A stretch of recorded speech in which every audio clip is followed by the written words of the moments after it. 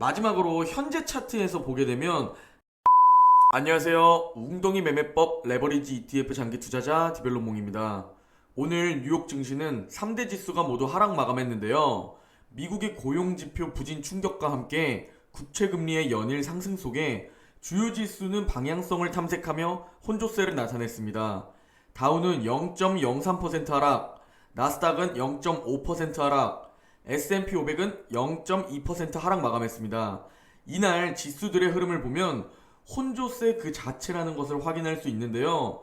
변동성이 정말 어마무시했습니다. 어제 한국 시간으로 9시 반에 9월 고용지표를 내놨는데요. 시장에서도 이 발표로 인해 테이퍼링이 그대로 지금 진행될 것인지 아니면 늦춰질 것인지 의견이 분분한 듯 보이는 흐름을 보여주었습니다. 9월 비농업 부문 고용이 19만 4천 명 증가로 집계됐는데 시장에서는 50만 명 정도는 증가했을 것으로 봤는데 예상에 크게 못 미친 겁니다.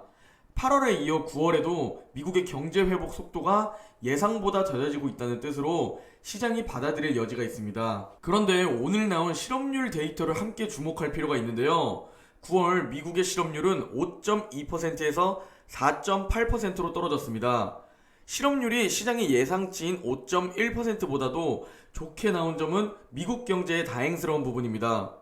실업률 4.8%라는 건 미국이 코로나 시대로 본격적으로 접어든 2020년 3월 이전 수준을 기록한 것으로, 다만 실업률이 예상보다도 낮아졌다는 말에 연준이 테이퍼링 선결 조건으로 이야기하는 최대 고용의 생각보다도 가까워지는 모습이라는 점 역시 우리는 참고해야 합니다. 그래서 현재 시장은 안 좋게 나온 고용 지표와 좋게 나온 실업률 데이터를 보면서 혼조세를 보인 듯 합니다. 다음 주는 세부 종목보다는 여러 지표들을 좀 살펴보면서 시장의 방향이 어떻게 흘러갈지 살펴봐야 하는 장이 될 듯 합니다. 현재 시장은 고용 충격 속에 페드가 테이퍼링을 다소 늦출 것이라는 기대감이 장중 나타나기도 했었는데요. 미국 10년물 국채금리는 테이퍼링 전망 속에 1.6%대를 돌파했습니다. 기술주 중심의 나스닥은 10년물 국채금리가 상승하면서 반대로 움직이면서 역시 하락했고요. 아마 당분간 시장에서의 가장 큰 악재는 인플레이션, 스태그플레이션에 대한 우려, 그리고 테이퍼링과 금리 인상에 대한 두려움인 듯합니다. 그리고 이는 미국 10년물 국채금리의 움직임과도 연관이 있죠. 그래서 우리는 미국 10년물 국채금리의 움직임을 당분간 예의주시해야 하는데요. 어디까지 올라갈지, 그리고 시장의 생각이 어떤지 파악해야 할 듯합니다. 금일 공포지수는 33으로 조금씩 극심한 공포에서는 회복되어 가는 듯 보이는데요. 기존의 악재들이었던 미국 부채 한도 협상과 헝다그룹 사태, 그리고 미중 무역 갈등이 어느 정도 해소되면서 공포지수도 조금씩 올라오는 듯 합니다. 오늘 맵을 간단히 살펴보면 정말 혼조세 그 자체였습니다. 에너지 섹터가 초록초록한 모습을 보여주며 눈에 띕니다.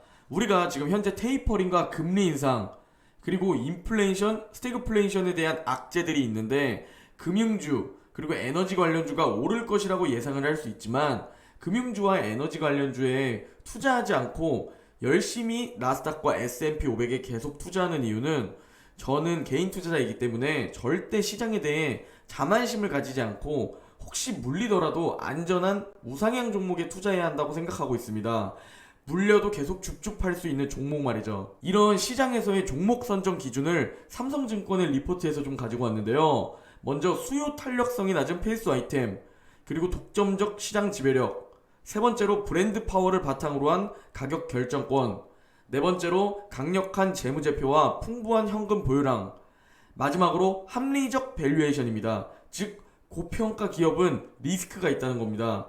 이런 종목은 결국 빅테크이며 우리는 빅테크 개별 종목 혹은 나스닥과 S&P 500에 투자해야 한다는 겁니다. 고용지표와 실업률 데이터를 확인한 시장은 오는 11월 테이퍼링을 발표하라는 페드의 계획에는 변함이 없을 것으로 판단한 듯 보이는데요. JP모건은 우리는 이것이 연준을 테이퍼링 계획에서 탈선시키지 않는다고 본다고 말했고, 로이터 통신에서는 우리가 바란 것보다 강하지는 않지만 개선의 조짐을 보이고 있다고 분석했습니다. 자, 이제 웅덩이 매매법 장기 투자 현재 매수 타이밍에 대해 설명드리려고 하는데요. 먼저 나스닥 2배 레버리지 QLD입니다.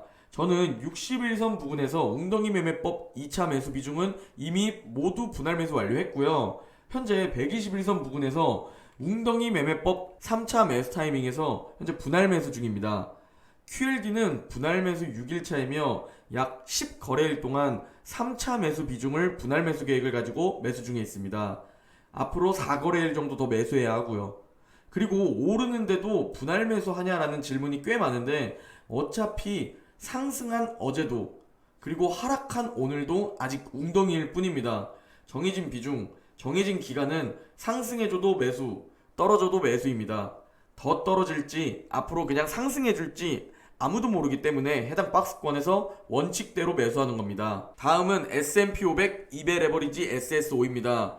QLD와 마찬가지로 SSO 역시 웅덩이 매매법 2차 매수 타이밍에서의 분할 매수는 모두 끝났습니다.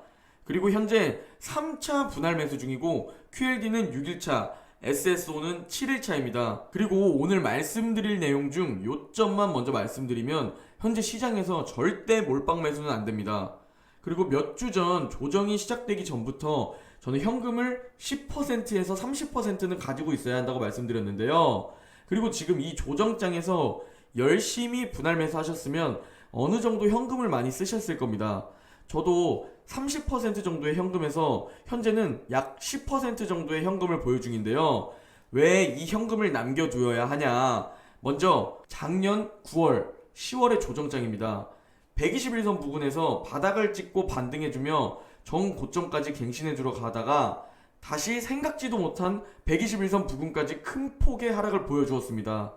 차트에서 볼 수 있듯이 쌍바닥을 그려주고 상승이 시작되었습니다. 생각보다 조정장이 긴 것을 확인할 수 있죠. 그리고 올해 2월, 3월의 조정장입니다. 올해 초에도 테이퍼링에 대한 우려로 10년물 국채금리가 1.7까지 오르며 조정이 시작되었는데요. 이때도 121선 부근에서 반등을 해준 후 전 고점까지 올라갔다가 이내 다시 121선 부근까지 내려온 것을 확인할 수 있습니다. 마지막으로 현재 차트에서 보게 되면 쌍바닥을 보여주고 상승해줄지 아니면 그냥 상승해줄지 어떨지 아무도 예측을 못하지만 우리는 현금을 가지고 대응할 준비를 해두어야 합니다. 현금이 있는 것과 없는 것의 차이는 큽니다. 현금 없이 긴 조정장을 버티는 건 멘탈이 무너질 가능성이 크고 이러한 습관은 장기 투자를 실패하게 만드는 요인입니다. 저도 현재 열심히 웅덩이 매매법 분할 매수를 하면서 이제 10% 정도의 현금이 남아있다고 말씀드렸는데요. 열심히 일해서 또 적립통에 얼른 현금을 넣어두어야겠죠.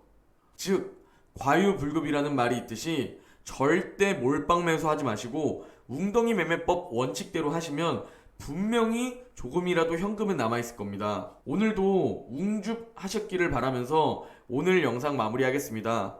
행복한 주말 보내시고 내일 영상에서 뵙겠습니다.